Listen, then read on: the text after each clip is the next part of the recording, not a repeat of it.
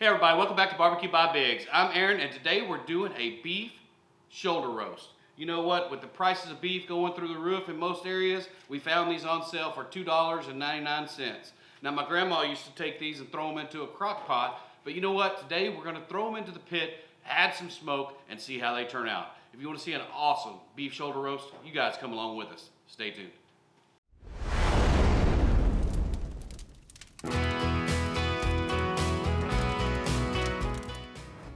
All right, welcome back. Like we said before, we bought these for $2.99 a pound. We went ahead and picked up 2 of them. We're gonna cook them up with our IVS Mini made by Lone Star Grills, and we're just gonna do a simple rub. Let me bring you in here and show you what we're gonna do. All right, so we're gonna put together the rub that we're gonna use. It's just gonna be salt, pepper, and garlic. We have a hard time finding 16 mesh black pepper in our area, so we ordered it online. We do have a link in the description below if you guys wanna try this Spiceology 16 mesh black pepper. It's awesome. There is a link down below. We're just doing 1-to-1. So 2 tablespoons of 16 mesh black pepper, 2 tablespoons of kosher salt, and then 1 tablespoon of the granulated garlic. So we'll just get that mixed up. Mix that up real well. Then we have one of these old shakers that we'll put it in. Just works better out of a shaker. Real simple there. Shake it up real good. That's ready to go. All right, got both meats ready. We're just gonna take out some of this hard, chunked up fat over here on the sides. Real simple there. Get some of that fat off. It's got a lot of marbling on the inside. We don't need that on the edge. Same thing with this one.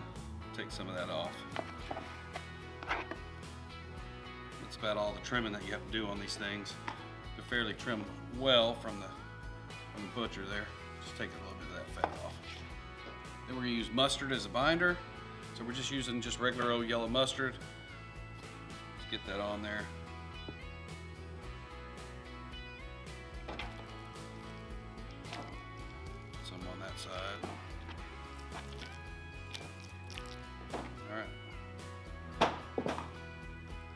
Rub that in, get a good coat. Now mustard as a binder, you're not going to taste that mustard, as most of you know.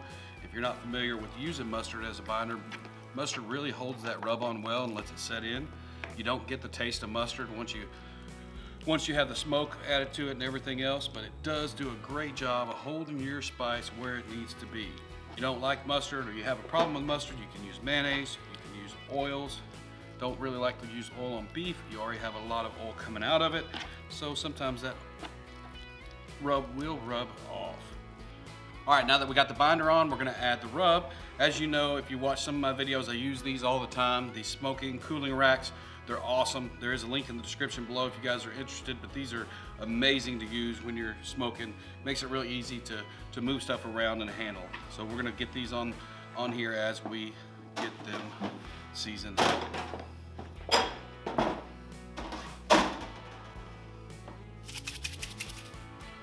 So we're just going to put a good layer on the sides. It's a pretty good chunk of meat, so the more the better.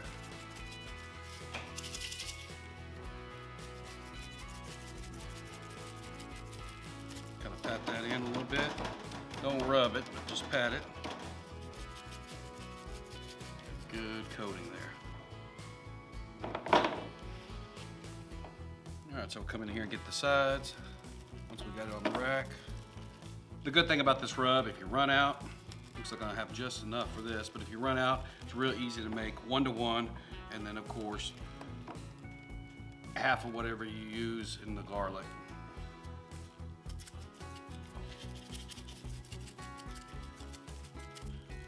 Get a good coat on the top here. We want to make sure we have a good mark on these things. So now we're just going to position these on the rack, and this is the way they're going to cook. Push them up a little bit. They're thinner in some areas than others, so they're ready to go. So we'll get them on there.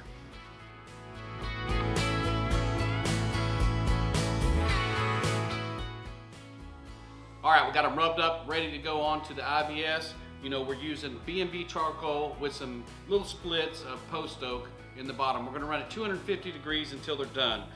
about 160, 165 degrees or so. We're gonna come out, we're gonna wrap these, get them ready to go. And of course, we're using just a little pan of water underneath them to catch the drippings and to give it a little bit more moisture. So we're at 250 degrees, we're ready to go on. All right, we're rolling 250 degrees. We're just gonna put this on the middle shelf here.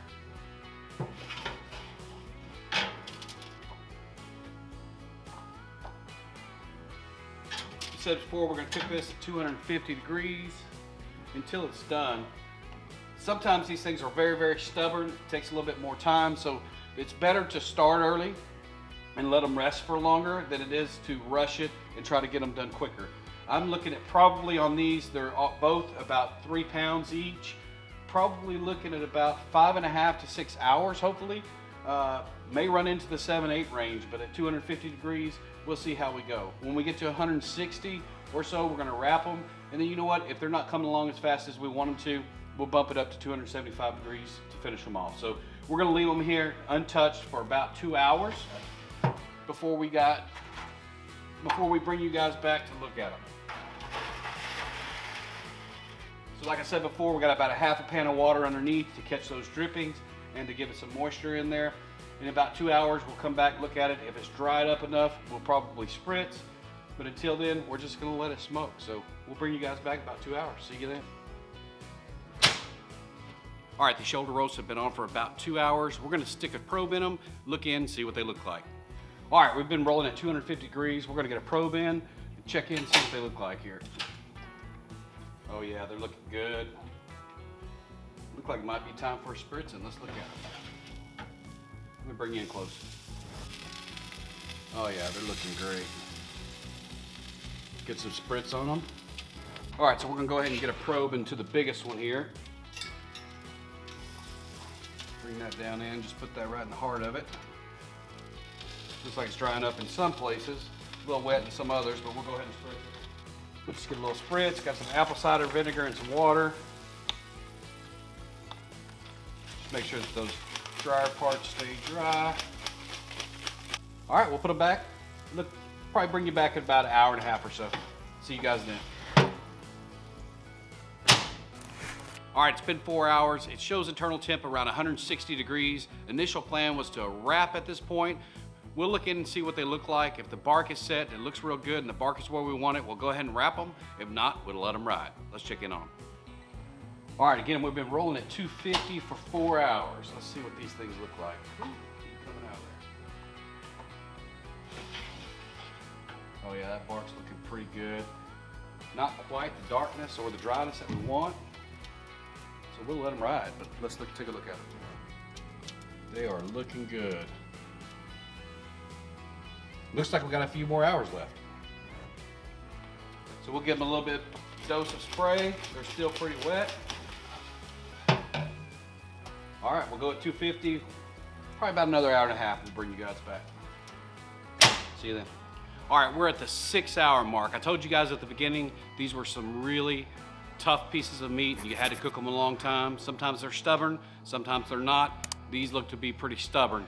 We're 6 hours in, the internal temperature is right around 170 degrees. We're gonna go ahead and wrap these up because we got the bark that we're looking for. We're gonna wrap them in foil, not butcher paper this time, because we wanna make sure that we kind of braise them throughout the cooking process. So we're gonna get these pulled, get them wrapped up.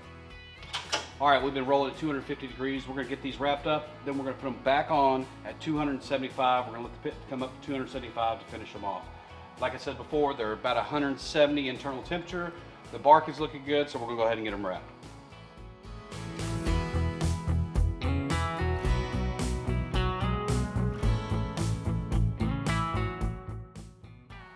All right, we're 7.5 hours in. The shoulders are probe and tender. We're gonna take them out, set them on a cookie sheet, let them cool down to about 150 degrees or so, and then we'll bring you guys back for the taste.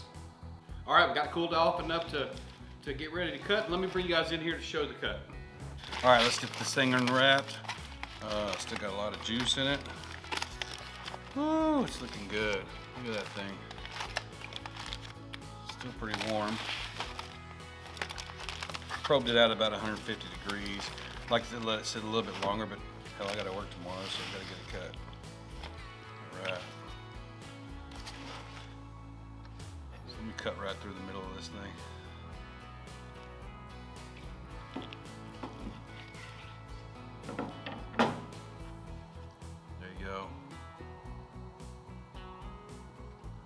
pretty juicy.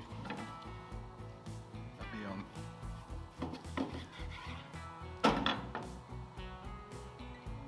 tender. Let's get a taste of this. It looks good, it's tender, still has a bunch of meat. You can just shred it. That's what we're gonna end up doing with it. Shred it and put it on a piece of sandwich. Go ahead and taste this thing.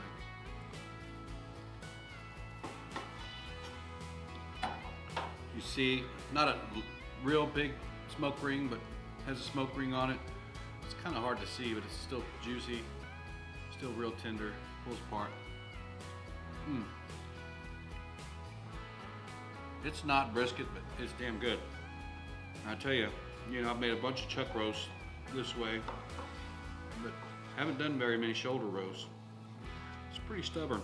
It seems like they always are. So if you want to give this a shot, you're done. You can look, when you cut it, it kind of looks on the dry side, but then you start pulling it apart, it's got just tons of juice in it. Yeah. See you on the next cook. So good.